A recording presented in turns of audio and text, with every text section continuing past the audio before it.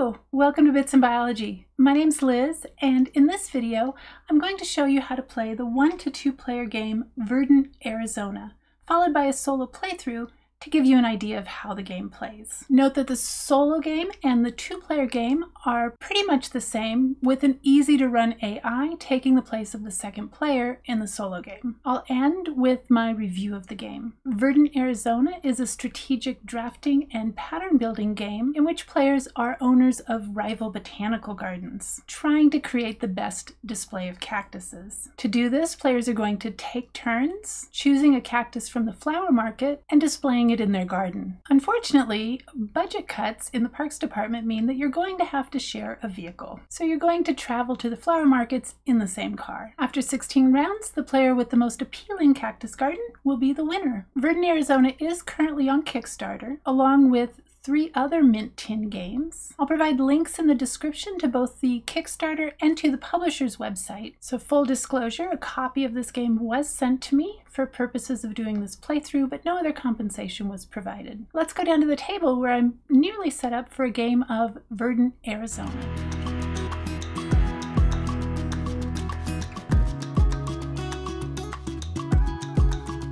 Alright, here we are pretty much set up for a solo game of Verdant Arizona, keeping in mind that for a 2-player game, the setup will be exactly the same. The first thing I did was shuffle these cactus cards. There's 40 of these cards in 3 different colors. They're numbered 1 through 40. And then I created this market grid by randomly laying out cards in this 3x3 grid. And notice that I've left a bit of room in between the cards to maneuver this little car through. If a card has a nest icon like you see here, you're going to take one of these cactus wren tokens and place it on that card. We've got 3 of those here. And then you're ready to get started. So the first player is actually going to take the car, or actually looks like a little truck, and place it anywhere either along the outside edge or in between any 2 cards, keeping in mind that if it is in one of these vertical spaces, it will be facing either north or south. And if it is in a horizontal space, it has to be facing either west or east, with the top of the grid being our north. I'll just place the car right there. And then starting with the second player, players are going to take turns moving the car and collecting a cactus for their garden. In the solo game, it's the solo AI named Vera who will collect the first cactus. And she does this according to a very simple, easy to follow priority list that we'll go over in just a moment. On a player's turn, they're going to do 3 things in this order. They're going to move the car up to 2 times, collect an adjacent cactus, and then add that cactus to their display orthogonally adjacent to another cactus already in their display, unless it's the first card, in which case it can go anywhere in their display. At the end of the game, each player's display will be a 4x4 grid of cactuses. For the solo game, Vera, our solo AI, does not make a grid. She just collects cactus cards. She'll score according to whichever color she collected the most of. So for moving the car up to 2 times, you get 2 movements. You can either move 2 spaces like that, or anywhere in the grid, noting which direction the car is facing. You can use one of your movement to turn the car around so it is facing the other direction, but then I could only then move it 1 additional space. The car must end its movement next to a face-up card, and if this is not possible, then the market grid must first be refreshed. I'll explain how to do that in a minute, and then the player would continue on with their turn. Once you have moved the car, you're going to collect one of the adjacent cactus cards to then put in your grid. I'll take this one and put it in my grid up here. I'm just going to start in this top corner. Now, keeping in mind that until I'm at 4x4, I can have this anywhere in my grid. It's just once I start placing cactus cards adjacent to it, they can't be moved relative to that cactus. And then in that empty spot, you're going to place the top card off of the cactus deck keeping it face down. Like I said, for the solo game, Vera is going to follow a simple priority list when deciding where to move the car and which cactus to collect. She will move the card up to 2 spaces to an available card and then take that. And she does that following this priority. First, if she already has collected cards, she wants a card that matches the last color that she took. If she can't do that, or if she can reach 2 cards, the next thing she would be looking for is a card with a gecko. A card card with a gecko just looks like that. It has the gecko on it like that. So neither one of these have a gecko, so the next priority in her list is a card within the least number of spaces. Well, they're both within one space, so they're both equal. If there is a tie, the player then is going to choose the card taken. So I'll just choose to give her that 3, and then we'll place a face down card in place of the one that she took. So we'll just take turns doing that. Let me show you what it looks like when I take a second card. I'm just going to use one movement and put the card right here. And the reason I want to do that for this solo game is I don't want Vera to be able to get another yellow card, but I would like this 18. And remember, I have to put it orthogonally adjacent to this card that I have already placed, so I will put it right here. And then I put a face down card in place of it. I'm going to fast forward just a little bit to show you what happens when a player can no longer make a legal move within the grid. All right, so here we are. It's a little bit further into the game, and it is now my turn, and I cannot reach one of these cards within 2 moves, right? If I move 1, 2, I'm right here. So what's going to happen now, it's still my turn. First, we're going to put a cactus wren token on each of these face-up cards. And then we're going to turn over all of these face-down cards. And if there are any that have a nest icon, we're going to put a cactus wren token on those. And then I'll continue my turn as usual. So now I'm going to fast forward to a full grid over on my side so that I can show you what scoring looks like. All right, here we are at the end of the game. First, I want to show you how the cactus wren tokens work for switching locations of cards in your grid, keeping in mind that players can spend multiple wrens on your turn. You're not limited, so you can do that multiple times. So first, I'm going to use 2 wrens, because that's what it costs, 2 wrens, to switch this red 23 and this yellow 12. So I'm just switching the location of 2 cards. And then I'm going to do that one more time to switch the location of these 2 cards. You'll see why here in just a minute. All right. I'm going to use this little score tracker here. All right, let's see how scoring works. First of all, you get 1 point for every row and column in ascending or descending order. The numbers don't have to be consecutive. They just need to be ascending or descending all the way. So let's go column by column and then row by row. Here I do not have ascending or descending numbers. I don't get any points for that column. Likewise, this column is out of order. Here we also are out of order. Now this one goes 18, 12, 11, and 2. These are all descending, so I'm going to get 1 point for that. Now I also get, for columns that are ascending or descending, I get 1 point per gecko in that column. So I have 2 geckos, so I get 2 points. And now I've done all my columns. Let's do my rows. So this one goes 28, 25, 21, 18. That gets me a point for being descending. This one goes 1, 7, 9, and 12, and I have a gecko, so that's 2 points. Oops, I missed a gecko up there. So this one gives me 2 points. This one, 38, 23, 20, and 11, and a gecko, so 1 point for being descending and 1 point for my gecko. That's 2 points. And then this one also descending with 40, 35, 26, and 2. There are no geckos, so that's only worth 1 point. And now we also get 2 points for every quadrant where all 4 cards are the same color. So you can see here that this quadrant are all the same color, likewise this quadrant and this quadrant, but not this quadrant. So I'm going to get 2, 4, 6 points for that. Now, if we were playing with advanced scoring, I would also get 1 point for every row or column that is a single color, and I do have one of those right here. Now I'm not playing with advanced scoring, but you could if you wanted to make it a little more challenging. So I have 16 points. Let's take a look at the solo game at Vera's score right here. So she has 3 white, 4 red, and 9 yellow. So she's going to score her yellows according to this card here. She has 9 yellow cards, so that's 11 points. If she had 10 or more, it would be 13 points. The minimum would be 6 cards of the same color, and there is no way for her to get fewer than 6 cards of the same color because there are only 3 colors in the game, so she's guaranteed at least 7 points. And that is how you play Verdant Arizona. So I'm going to reset this up and then I will play a solo game. All right, here we are all set up for a solo game of Verdant Arizona, and I get to place the car first, and then Vera will take the next turn, where she'll take the first card of the game, I am going to put the card right here, knowing that her first choice for her priority is to take a card matching the last color she took, but she doesn't have a last card, so the next thing she's going to look for is a card with a gecko. So she's going to go here and take this 29. We'll replace that with a face down card. Now the reason that I wanted her to go there is I can then move 1, 2, and take this 38. And I'm going to start my grid over here. Replace that. Now I didn't think that through too well, because now she's going to go 1, 2 and take this other gecko card, which I would have liked to have had, but oh well.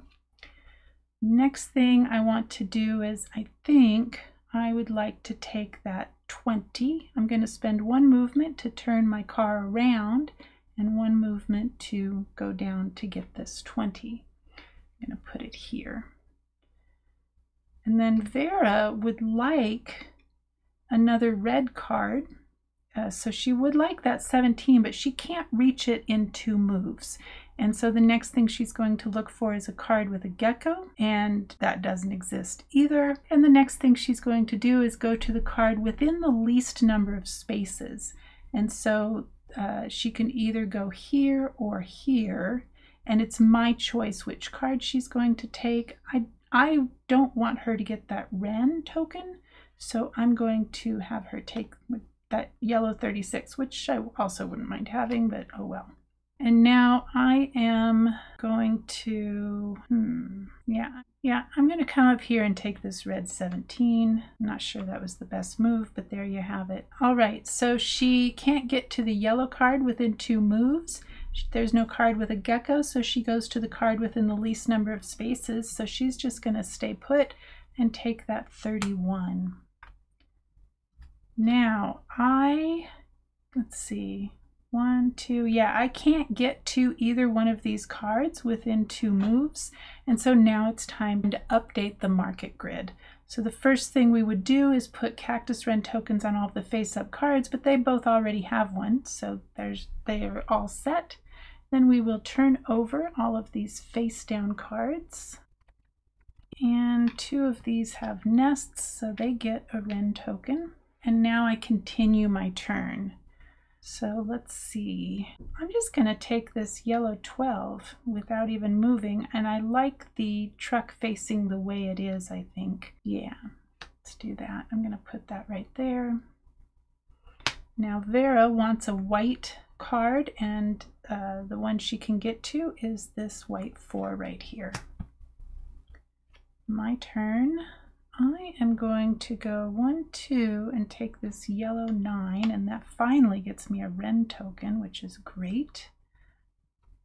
Now Vera would like a Vera would like a white card, so she's going to go for that 25. I am going to go for this red 32. Put that right there. I get another wren token. Now Vera would like another white card, so she's going to spend 1 movement to turn the car around and then 1 more to come down here. Now it would be my choice to put her here or here. I'm going to put her here. And so she's going to take that white 10. Now she doesn't keep the wren tokens, so she's just going to discard that, but it keeps me from getting it. All right, I am actually just going to stay put and take that yellow 15. Do I want to turn the car around? I don't think so. Oh, maybe I do. No, I don't. Yeah, I'm going to spend 1 movement actually to turn the car around. All right, that is going to go right there. Do I want to put it there or here? Actually. Oh, I wish I knew what was face down. You know what? I'm going to put it here actually. Let's do that. Okay. So now it is Vera's turn, and she doesn't have a choice to have a white card. There's no cards with geckos, and both of these cards are 2 spaces away, and so I get to choose which card she goes for, and I'm going to have her go for that Well, let's take a look. She already has 4 white, 2 red, and a yellow. Let's have her get another yellow card. Let's go 1, 2, and she'll take that yellow 39. All right, now it's my turn, and I can't get to a card within 2 moves. And so now it is time to refresh the market grid. So first of all, this face-up card gets a wren token, and then we turn all of these face up. And let's see, we've got 3 nests. And so now, what do I want to do? I want a yellow card. Oh, perfect. Okay, I'm going to spend 1 movement to turn the car around and 1 movement to come here and take that yellow 27. Because look, this one's now going in numerical order. Well, not consecutive, but you know what I mean. And so does this one, so that's great. This might be a little tricky going this way and this way, but we'll figure that out. All right, Vera would like a yellow card, but there isn't one. Her next choice would be to go for a gecko. Man, we're not getting many geckos. And so she doesn't have that choice, so she's going to go to a card within the least number of spaces. So I guess she'll just stay put and take that red 14 and discard that wren token. And now it is my turn. What do I want to do? I think I'm going to use a wren token and turn the car around. So there's 1. So that's going to be what I use my wren token for. And then 1 and 2. And I will take that white 7 and put it here. Now it is Vera's turn. She wants a red card and she can take that one without moving. So she'll do that. And now it is my turn. I would like to, I'd like to eventually get down to that white 1, but that's not going to happen real soon. So I'm going to turn the car around. That's my first move. My second move is to come here, but I don't want that white 19, so I'm going to spend another wren token and come down here and take, oh, is that what I want to do? No, no, no, no. Actually, I'm going to go 1, 2. And oh shoot, and then I'm going to spend a wren token. No, I'm not going to spend a wren token. I'm going to take this red 5 and put it, oh dear, I'm going to put it here. All right, and now it is Vera's turn, and she actually can't get anywhere within 2 moves, can she? 1, 2, nope. Okay, so now we refresh the market. And these get wren tokens and these go face up. All right, so Vera's turn. She would like to get a red card, but there are none. And so she will next go for a card with a gecko. So she's going to go for this white 13. Come down. Actually, let's see. Let's have her go. We want to do this. Yeah, let's have her go 1, 2. So she'll take that. My turn. I'm going to come down here and take this white 1. Is that the way I want to do that? Yeah. Okay. I'm going to put that there. Now it's Vera's turn. She's going to, I think the only thing she can do is 1, 2 to take this red 26. Right, and now I will actually come over here and take this red 2, put that there. And Vera's turn. I think the only thing she can do is come here and take this white 19. Now, what do I want to do? I don't think there's any way to stop her from getting a white card. Oh wait, maybe there is. 2. No, only if I take one of these. Yeah, maybe we'll do that then. So I will go, actually, if I just go 1 and take this 22,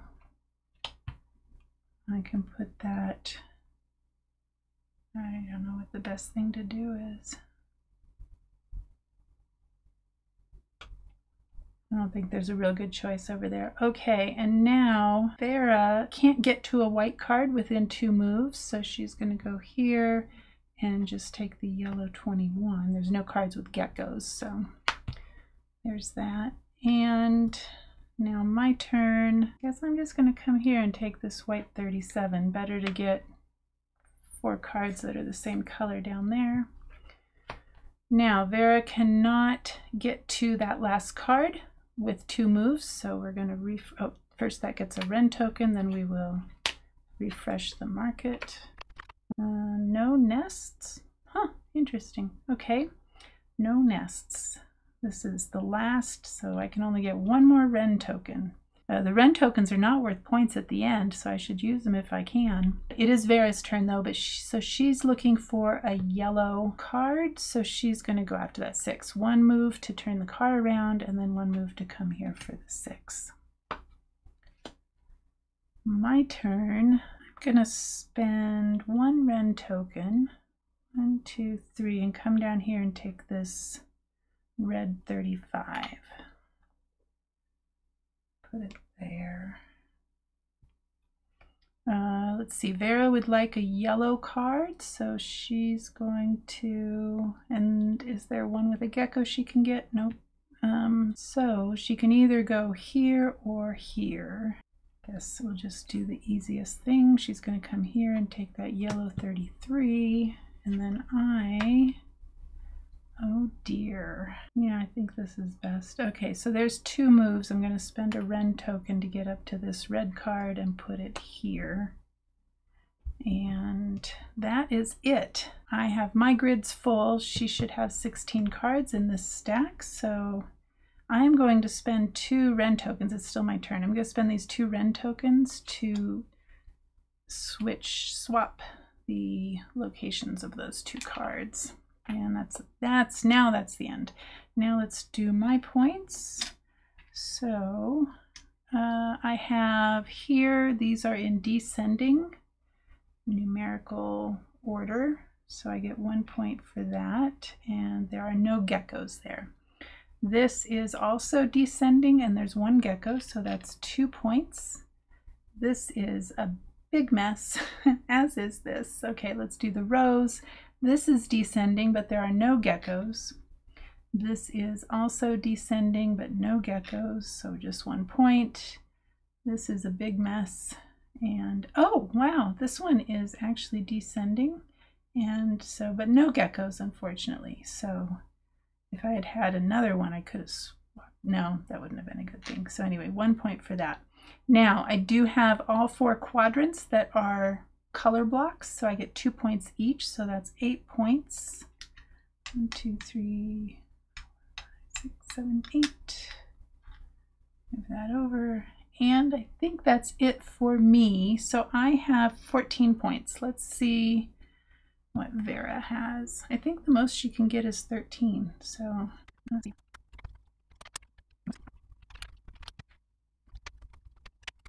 Hey, I did good. So she has 6 white cards. That's the fewest of the same color she can get. She only gets 7 points, so I whooped her butt. I got 14 points to her 7 points.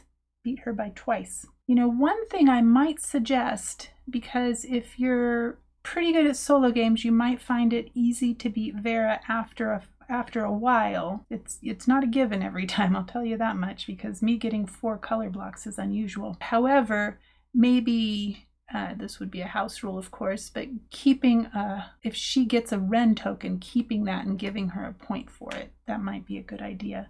But that's just an idea. That's not an official rule, just my idea. Okay, well, I hope you enjoyed that solo game. I hope it gave you an idea of how this game plays. So now on to my review. So I have played this, oh gosh, I forgot to look. I think I've played it solo 4 or 5 times. I've not yet played it with 2 players. I'm looking forward to doing that, so you'll probably hear about that in an upcoming vlog. And what I really like about this game is just the puzzle of figuring out the ascending and descending order, figuring out the color blocks. I would have liked to have gotten more geckos. That was unfortunate. And figuring out how to use your wren tokens. So I think each game I've gotten enough to be useful, but not so many that I felt like it really unbalanced the game. So I'm guessing in a in a two-player game, that feeling would be about the same. Another thing I really like about this game is it's super quick. I can play a solo game in probably 10 minutes or less. Now, a two-player game probably will get up to 15 to 20 minutes, just because each player is going to take some time to think. I like that the solo AI is very easy to run. I don't have to do a lot of thinking for Vera. She's very low maintenance. I'm trying to think in a two-player game. I don't think there would be much downtime, but I can't honestly say a lot about that. But I don't think it would be too bad. And I think on your turn, you would be spending all of your time looking at the grid and trying to figure out what you wanted to do next on your turn. So there's that. I think the number of decisions are just right. This is a pretty relaxing solo game. Not overly brain burny, but just enough to think about to be interesting and make it a fun little puzzle. As far as visual appeal, I really like these pictures. So this is public domain art, botanical art from, what did they say, from botanical textbooks or botanical books, so freely available. But I really like this old style botanical art. I think it's so beautiful. It's really pretty.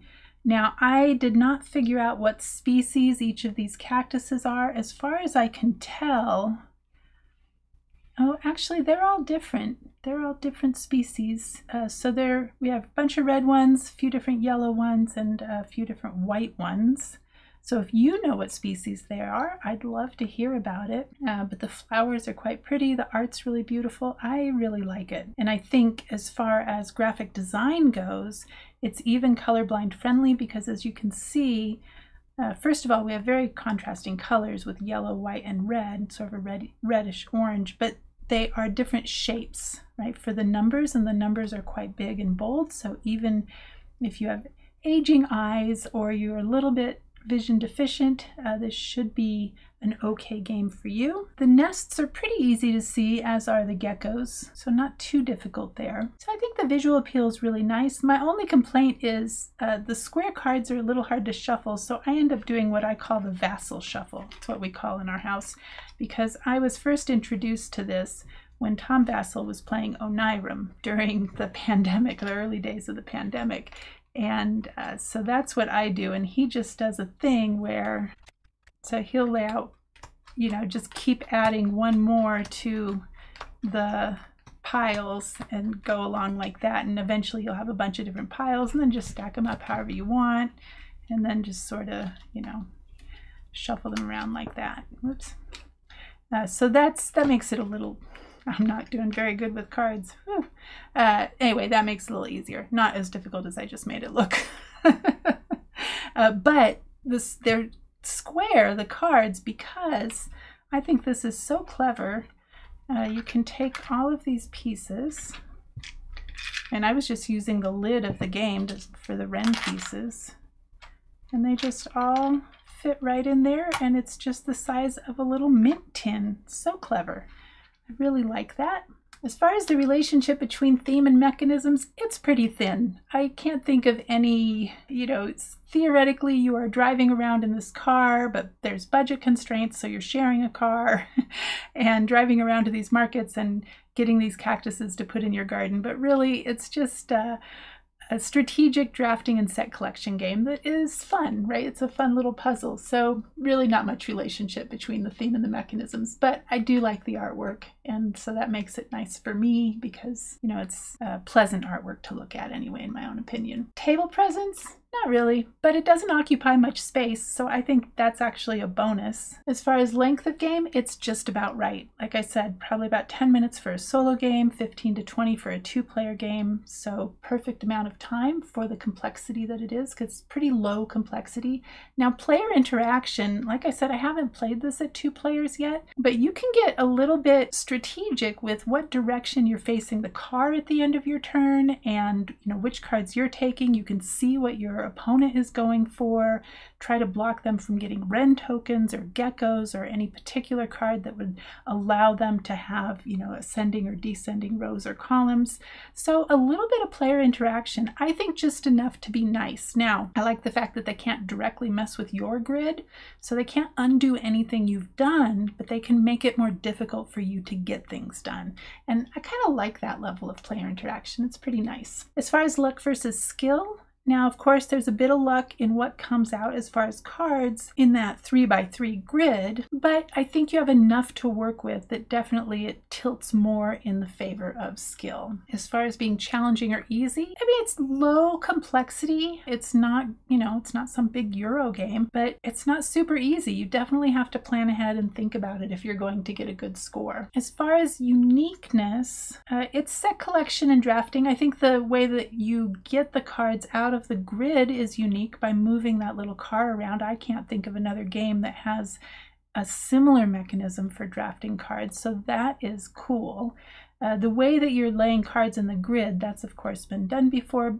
The ascending and descending is sort of a similar idea that we've seen in Keystone North America, with the geckos also adding to your score is kind of similar to Keystone North America. I do like the wren tokens, being able to swap places and add movement onto your car. That's really nice. So the way that all of the mechanisms have been put together really works, I think, in a nice cohesive fashion. The rulebook's easy to read. You can learn this game. They advertise it as, you know, learn it in 5 minutes, play it in under 20, and I think that's about right. It's a pretty quick game to learn, pretty quick game to teach. As far as component quality goes, like, it all fits in this nice little tin. You've got your wooden car, and the cards are actually good quality, and I don't know if this is going to be the final components, because as I am filming this, the Kickstarter is going live in 2 days. But these are actually good quality cards that I have, and according to the information I was given, the games in this Mint Tin series will all have PVC cards for durability and designed to be portable and playable just about anywhere. So they all, you know, go in this Mint Tin. The rules are actually cardstock, and then they've got this nice solo reference for Vera's scoring and her decision tree, and then there's only one of these, but I think that's all you need for a 2-player game for scoring, and then the advanced scoring is also included on there. So that's pretty nice. Move these down. The wren tokens are pretty thick cardboard. They're only printed on one side, but that's fine. I don't have a problem with that. So this is a pretty cute little game. I would rate this, along with a lot of other card games, which I totally enjoy, relaxing little games, probably a 7.5. I would give it around a 7.5. Now keep in mind, I've only played it 4 or 5 times, and I have not played it 2-player yet.